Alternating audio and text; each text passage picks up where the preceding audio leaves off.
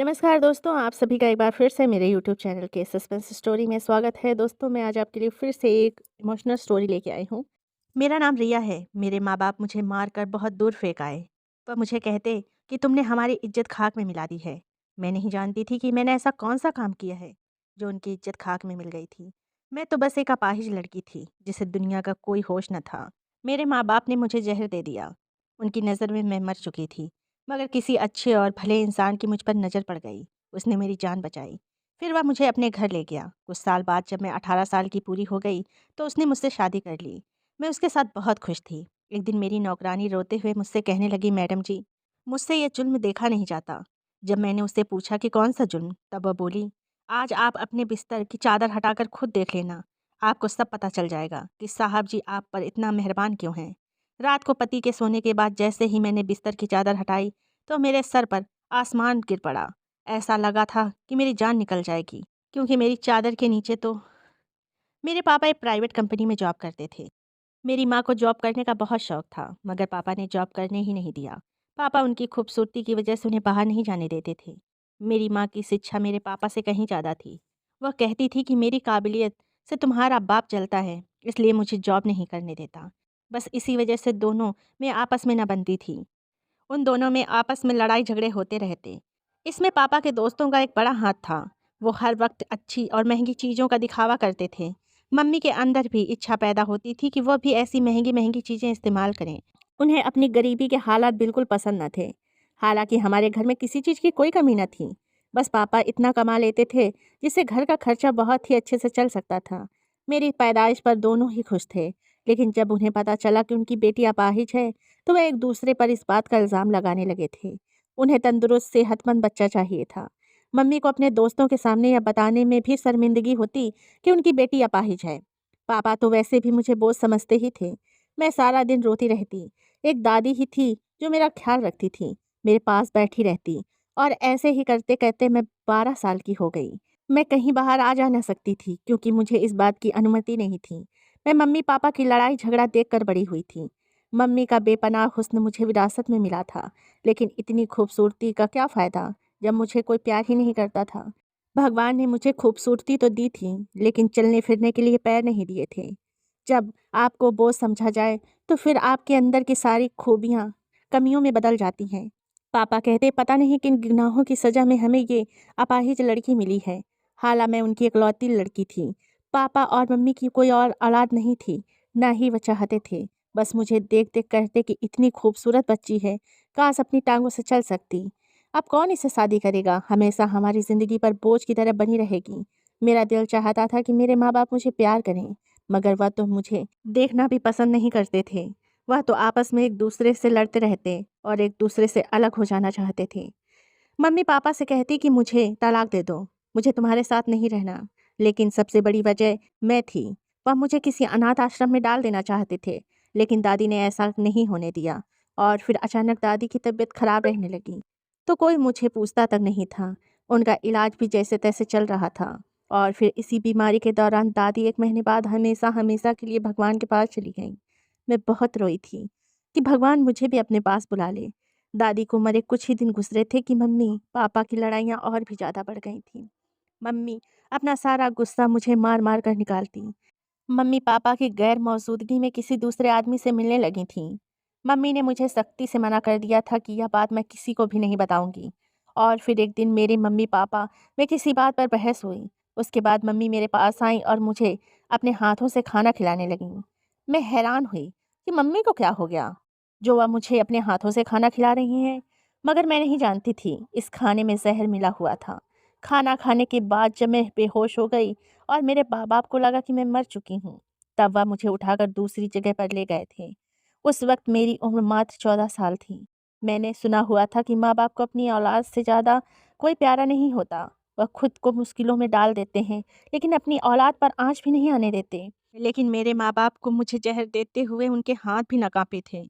उनके अंदर से शायद इंसानियत खत्म हो चुकी थी। वह अपना अपना सफ़र अलग अलग करना चाहते थे, जो कि मैं उनके लिए इस काम में रुकावट बनी थी। लेकिन मुझे मारने की क्या ज़रूरत थी। वह मुझे किसी अनाथ आश्रम में भी फेंक देते। उन्हें लगा कि शायद उन्होंने मुझे मार दिया है। कहते हैं ना कि मारने वाले से बचाने वाला बड़ा होता है। मैं सच में मर गई होती, अगर समय पर किसी भले इंसान ने मेरी जान न बचाई होती। मैं अस्पताल के बेड पर थी। मैं बहुत हैरान थी। आज के दौर में कौन ऐसा करता है? मेरे सगे माँ-बाप ने ही मुझे मरने के लिए छोड़ दिया था। मेरे लिए वह एक फरिश्ता था, जिसने मुझे धूप में जलते हुए छाँव दी थी। उसने मुझसे मेरा नाम पूछा और पूछा, तुम कौन हो? और किसने तुम्हें ज़हर दिया है? तब मैंने कहा कि मेरे माँ-बाप मुझे अपाहिज होने की वजह से नफ़रत करते हैं, मुझसे छुटकारा चाहते थे, इसलिए उन्होंने मुझे ज़हर दे दिया। वह आदमी अच्छा-भला खूबसूरत था, उम्र भी कोई ज़्यादा न थी, यही कोई 22-23 साल का होगा। वह मुझे अपने घर ले आया। उसका घर बहुत खूबसूरत था। वह मुझे बहुत ही अमीर घर का लगा था। मैंने उससे पूछा कि आपके घर में कोई और नहीं रहता? तो उसने कहा कि मेरा भी इस दुनिया में कोई नहीं है। उसने कहा कि आप यहाँ रह सकती हैं। मुझे पहले ही बड़ी झिझक हो रही थी कि किसी गैर मर्द घर में कैसे रुक सकती थी। लेकिन फिर मेरे पास कोई दूसरा रास्ता भी तो नहीं था। मैंने कहा कि आप मुझे कोई काम दे दें। तो वह हँसकर कहने लगा कि तुम काम करने के लिए इस दुनिया में नहीं आई हो। काम करने के लिए मेरे घर में बहुत सारे नौकर हैं। फिर वह मेरा बहुत ख्याल रखने लगा। समय यूं ही गुजरता गया और फिर मैं 18 साल की हो गई। मैं धीरे धीरे उसे दिल ही दिल पसंद करने लगी थी। जिस तरह से वह मेरी देखभाल करता, मेरी परवाह करता, मेरे दिल में उसके लिए मोहब्बत पनपने लगी। लेकिन कभी कहा नहीं था, क्योंकि मैं जानती थी कि उसका और मेरा कोई मेल नहीं था। फिर एक दिन अचानक उसने मुझे खुद ही शादी के लिए बोल दिया। मैं तो हैरान रह गई थी। उस जैसा इंसान भला क्यों मुझ जैसी अपाहिज लड़की से शादी करेगा? मगर यह सच्चाई थी। उसने कहा कि मुझे तुमसे मोहब्बत हो गई है और मैं भी उसकी बात पर विश्वास कर ली। उसकी आंखों में उस समय मोहब्बत की चमक साफ दिखाई दे रही थी और फिर उससे मुझे ढेर सारी शॉपिंग करवाई। मुझे हर चीज़ ला कर दी और फिर एक दिन उसने मुझसे शादी कर ली। मुझे तो यह सब एक सपने की तरह लग रहा था। क्या भगवान ने मेरी किस्मत में इतनी खुशियाँ लिख रखी थी? मुझे तो विश्वास ही नहीं हो रहा था। मैं उसके साथ बहुत खुश थी। अब मैं उसके घर की मालकिन थी। मुझे इस दुनिया में सहारा मिल गया था। मेरे भगवान ने मेरी जैसी अपाहिज को इतना अच्छा हमसफ़र दिया था। उसका नाम मोहित था। रोज़ काम से वापसी पर वह मेरे लिए ताज़ा गुलाब ज़रूर लाता था। मुझसे घर का कोई काम नहीं कराता। मैं रोज़ाना उसके लिए सजती संवरती थी। उसने बताया उसका बहुत बड़ा बिज़नेस है और वह बहुत पैसे वाला है। मुझे अपने साथ ले जाते हुए उसे कभी भी शर्म नहीं महसूस होती थी। मैं हर पार्टी में उसके साथ जाती। उसके फ्रेंड्स सब हैरान थे कि इतने हैंडसम इंसान ने एक अपाहिज लड़की से शादी कर ली। खूबसूरत तो मैं भी कम न थी, मगर कहते हैं ना कि खुशियों की उम्र कम होती है, किसी न किसी की नज़र लग ही जाती है। मैं भगवान से दुआ करती थी कि मेरी खुशियों को किसी की नज़र न लगे। मैं और मोहित एक दूसरे के लिए बहुत काफ़ी थे, एक दूसरे से बहुत प्यार करते थे। एक दिन मेरी नौकरानी खाना देने मुझे आई तो बोली, मैडम जी, मुझसे यह सब देखा नहीं जाता, मुझसे यह जुल्म नहीं देखा जाता। मैं बोली, कौन सा जुल्म? तब वह बोली, मैडम जी, आप रात को साहब के सोने के बाद अपने बिस्तर के नीचे ज़रूर देखना। मैंने पूछा तो बोली, मैडम जी, कुछ नहीं बता सकती, नहीं तो मेरी सामत आ जाएगी। लेकिन आप खुद ही देख लीजिएगा, आपको सब कुछ पता चल जाएगा। बस आप मुझसे मत पूछिए, मैं आपको कुछ नहीं बता सकती, क्योंकि मैं अपनी नौकरी से हाथ नहीं धोना चाहती और पता नहीं साहब मेरी क्या हालत कर देंगे। और एक बात का ध्यान रखना, मेरी यह बताई हुई बात सबको मत बताइएगा, वरना वह मुझे काम से निकाल देंगे। मैं तो रोटी-रोटी के लिए मोहताज हो जाऊँगी। मैं हैरान रह गई थी। मेरे पति की इतनी भरोसेमंद नौकरानी, मुझे कहीं जाना होता तो वह मेरी व्हीलचेयर पकड़ती थी। मुझे बड़ी हैरानी हुई। उस रात मैं अपने पति के सोने का इंतज़ार करने लगी थी और सोच रही थी ऐसा क्या है बेड के नीचे जो आज तक मुझे नहीं पता चला। मोहित के सोने के बाद जैसे ही मैंने बेड के नीचे देखा तो मेरे पैरों तले ज़मीन निकल गई, क्योंकि वहाँ हाथ से बनी 4-4 गुड़ियाँ पड़ी थीं। उन सब की टाँगें टूटी हुई थीं और उन पर सुइयाँ लगी हुई थीं। वह सब देखने में मेरे जैसे लग रही थीं।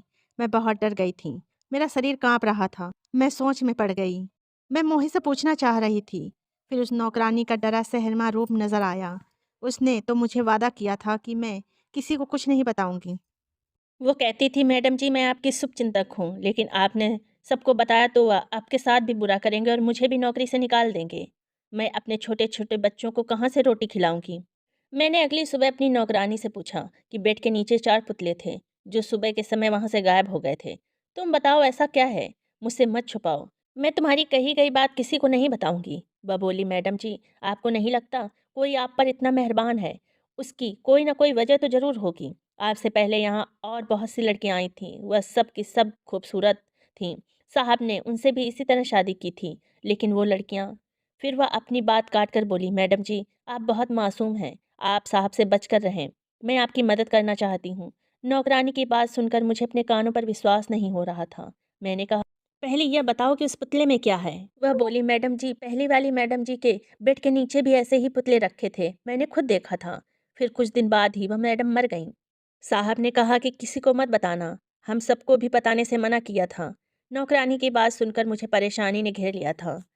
मैंने उससे सलाह मांगी कि तुम ही बताओ मुझे क्या करना चाहिए। वह बोली, मैडम जी, आप यहाँ से जान बचाकर भाग जाइए। मैडम जी, पास ही एक एनजीओ है, वहाँ पर अनाथ और बेसहारा लड़कियों को रखा जाता है। आप वहाँ चली जाइए। आप यहाँ रहेंगी तो बेमौत मारी जाएंगी। मैं ये पुतले देखकर और नौकरानी की बात सुनकर बहुत डर गई थी। मेरा दिल यह सब मानने से इनकार कर रहा था। मोहित तो मेरा इतना ख्याल रखता था, मेरे इलाज के लिए इतना चिंतित रहता था। उसने कहा था कि मैंने डॉक्टर से बात कर ली है। डॉक्टर ने उम्मीद दिलाई है कि तुम जल्दी ही ठीक हो जाओगी, तुम्हारा इलाज हो जाएगा और तुम अपने पैरों पर खड़ी हो सकोगी। कोई मुझे इतना चाहता हो और फिर यह सब कैसे कर सकता है? कैसे वह मेरी जान ले सकता है? मुझे समझ नहीं आया कि मैं क्या करूं?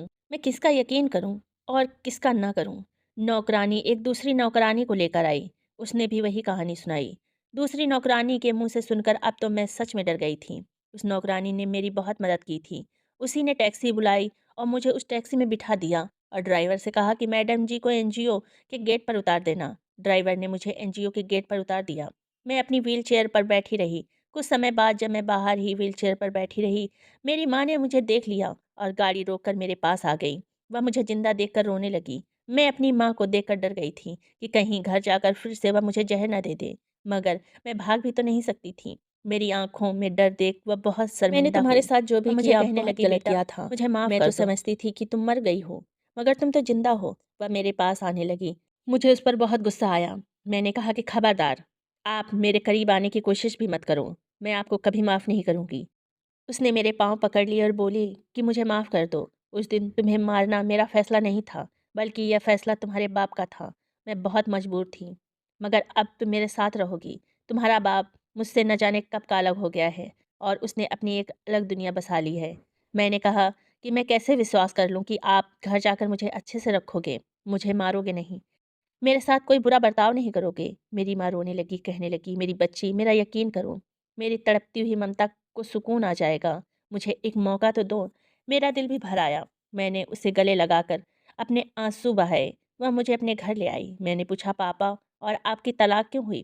मम्मी बोली, तुम्हारे पापा का मेरे साथ रहने का बिल्कुल भी मन न था। वह मेरे साथ रहना ही नहीं चाहते थे।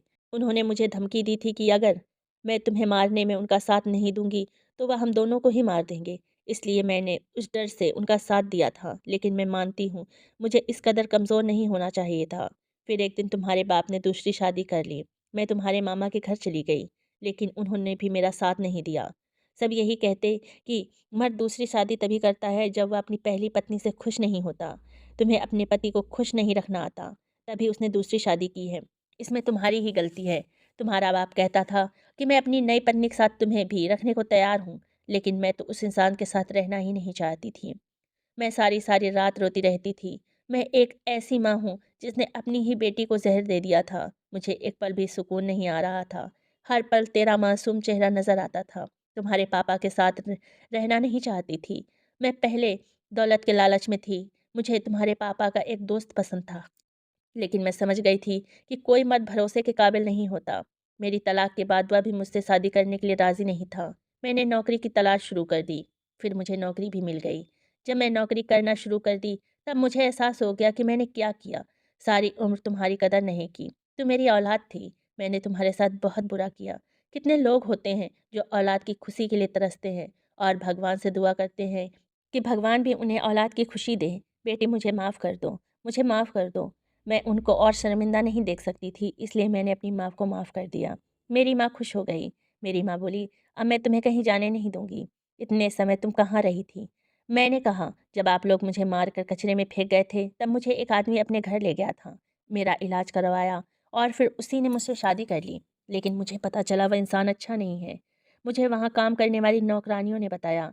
कि उसने पहले भी बहुत सी शादियाँ की थीं और वह अपनी पत्नी की हमशक्ल गुड़िया बेड के नीचे रखता है और फिर कुछ दिन बाद ही उनकी पत्नी मर जाती है।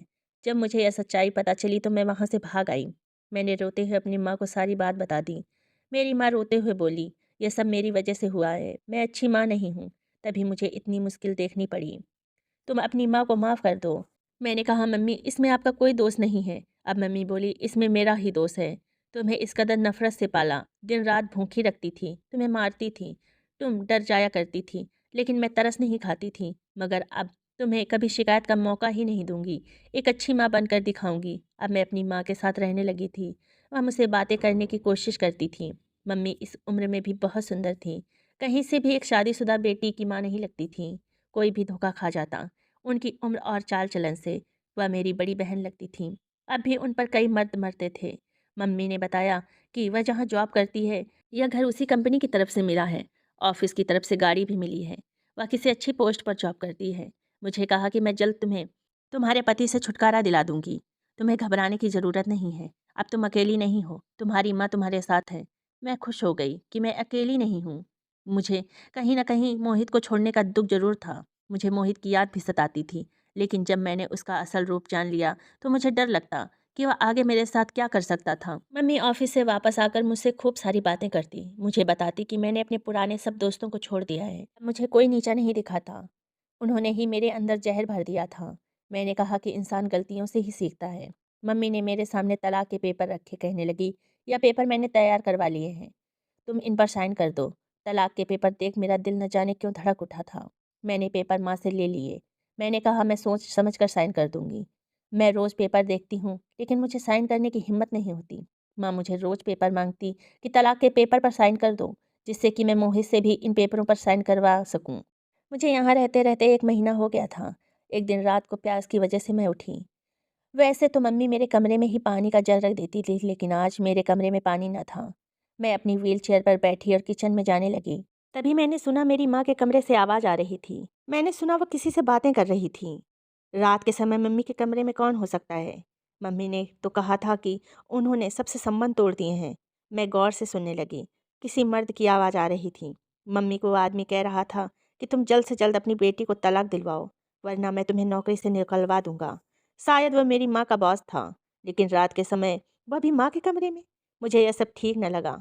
फिर वह कहने लगा कि तुम जो मुझसे शादी करने के सपने देख रही हो, तुम्हारे सपने तभी पूरे होंगे जब तुम मेरा काम करोगी। अगर मैं तुमसे अपना घर और गाड़ी वापस ले लूँ तो तुम सड़क पर आ जाओगी। तुम अभी तक अपनी बेटी को तलाक नहीं दिलवा सकी हो।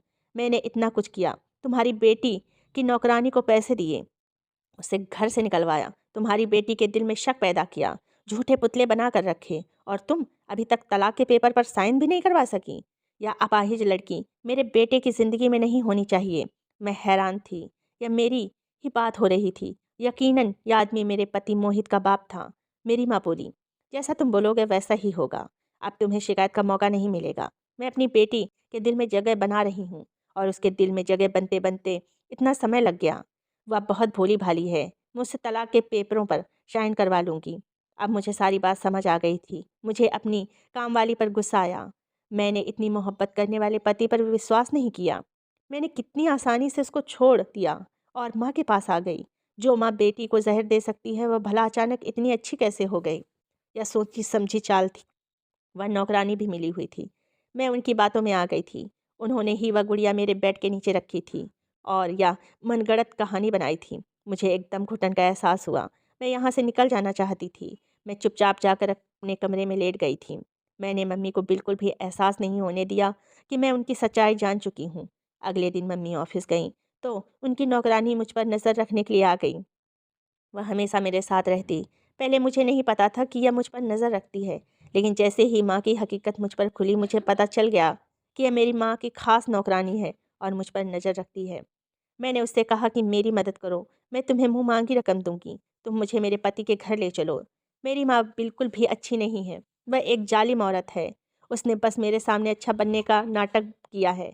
मैंने कहा कि वह मुझे तलाक दिलवाना चाहती है, मेरा घर बर्बाद कर देना चाहती है। मेरा घर बर्बाद होने से बचा लो, क्योंकि माँ तो उस आदमी से शादी करने के बाद यहाँ से चली जाएगी। तुम मेरी मदद करो, भगवान तुम्हें इसका फल ज़रूर देगा। उस नौकरानी को शायद मुझ पर दया आ गई थी और उसे कुछ पैसों की भी ज़रूरत थी, इसलिए वह मान गई। मैंने तुरंत अपने हाथों में पहने हुए सोने के कंगन उस नौकरानी को दे दिए।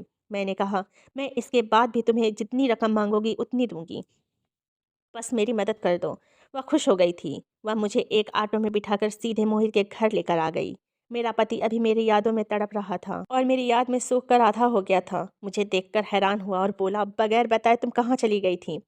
मैंने तुम्हें कहाँ कहाँ नहीं ढूंढा। ऐसी कौन सी गलती हो गई थी जो तुम मुझे छोड़ कर चली गई? मैंने कहा, मोहित मुझे माफ़ कर दो। तुम्हारी नौकरानी ने मुझसे कहा था कि तुम लड़कियों को इस्तेमाल करते हो और फिर उन्हें जान से मार देते हो। उसने मेरी हमशक्ल पुतले भी मुझे दिखाए थे जो उसने बेड के नीचे रखे हुए थे।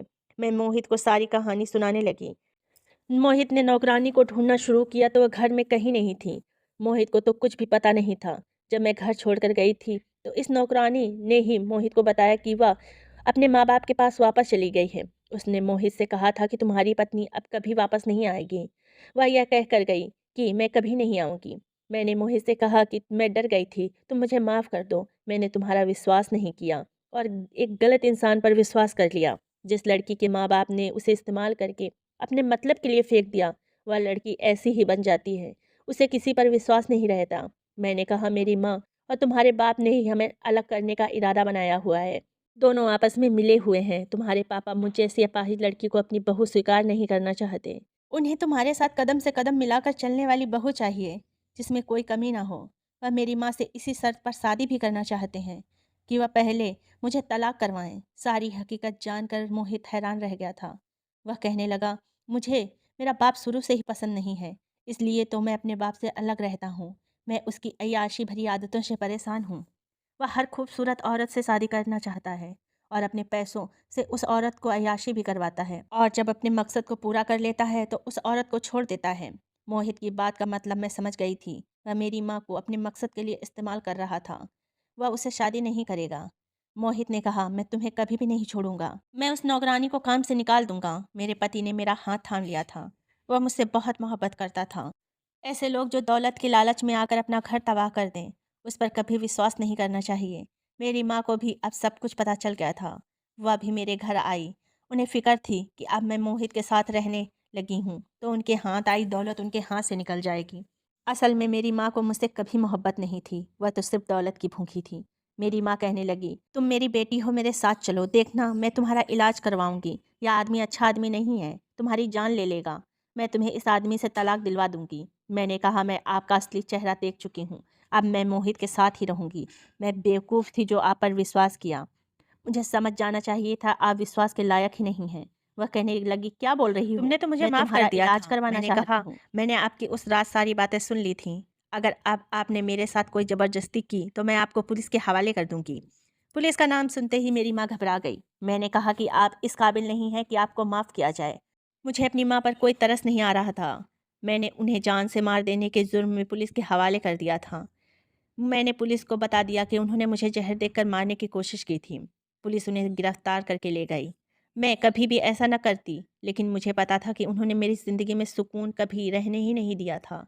लेकिन भगवान का धन्यवाद था कि अब सब ठीक हो गया था। मोहित ने मुझे बताया कि मैंने तुम्हें बहुत ढूंढा था, मगर तुम मुझे कहीं न मिली। काश तुम मुझ पर विश्वास कर लेती। तुम्हारे माँ बाप दोनों ही गलत इंसान थे। मैंने मोहित से माफ़ी मांगी कि मैं उस पर विश्वास नहीं कर सकी। अब हम दोनों खुशी खुशी रह रहे हैं। मैं मोहित के साथ अपने इलाज के लिए देश से बाहर आई थी। डॉक्टर ने ऑपरेशन कर बताया कि इसके बाद वह चल फिर सकती हैं। मोहित मेरा इतना ख्याल रखते थे कि मैं भगवान का जितना धन्यवाद करती उतना कम था। ऑपरेशन के बाद मैं धीरे धीरे बिल्कुल ठीक होने लगी थी। मैं धीरे धीरे अपने पैरों पर चलने लगी थी। मोहित ने मेरी बहुत मदद की थी। मैं भगवान का जितना धन्यवाद करूं उतना कम है कि उसने मुझे इतना प्यार करने वाला पति दिया था जो मुझ पर अपनी जान छिड़कता था। और वहीं मेरे माँ बाप इतने दुष्ट और नालायक थे जिन्हें दौलत के आगे कुछ दिखता ही नहीं था। दोस्तों, ये कहानी आपको अगर पसंद आई हो तो चैनल को सब्सक्राइब कीजिएगा, फ्रेंड के साथ शेयर कीजिएगा।